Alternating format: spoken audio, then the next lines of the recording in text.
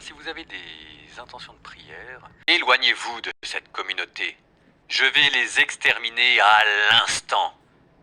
Moïse et Aaron tombèrent face contre terre, puis Moïse dit à Aaron, « Prends le brûle-parfum, mets-y du feu de l'autel et place dessus de l'encens, emporte-le vite vers la communauté et fais sur eux le rite d'expiation, car la colère du Seigneur a éclaté et le fléau a commencé. » Aaron prit le brûle-parfum comme Moïse le lui avait dit, et il courut vers la communauté, où en effet, le fléau avait commencé parmi le peuple. Il mit l'encens et fit le rite d'expiation sur le peuple. Il se tint entre les morts et les vivants, et le fléau s'arrêta.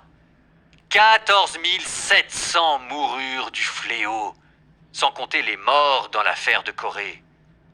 Aaron retourna vers Moïse à l'entrée de la tente de la rencontre. Le fléau s'était arrêté. Le Seigneur parla à Moïse. Il dit, « Parle aux fils d'Israël et fais-toi remettre par eux une branche pour chaque tribu, remise par tous les responsables de tribus. Cela fera 12 branches. Tu écriras le nom de chacun sur sa branche, mais sur la branche de Lévi, tu écriras le nom d'Aaron. Car il n'y aura qu'une seule branche par chef de tribu.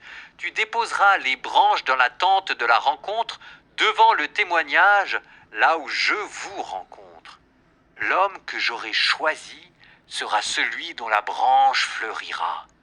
Ainsi j'apaiserai, en les écartant de moi, les récriminations que les fils d'Israël élèvent contre vous. » Moïse parla aux fils d'Israël et chacun de leurs responsables lui donna une branche par responsable selon leur tribu, soit 12 branches. Et la branche d'Aaron se trouvait au milieu de leurs branches. Puis Moïse déposa les branches devant le Seigneur dans la tente du témoignage. Le lendemain, Moïse entra dans la tente du témoignage et voici, la branche d'Aaron avait fleuri pour la maison de Lévi.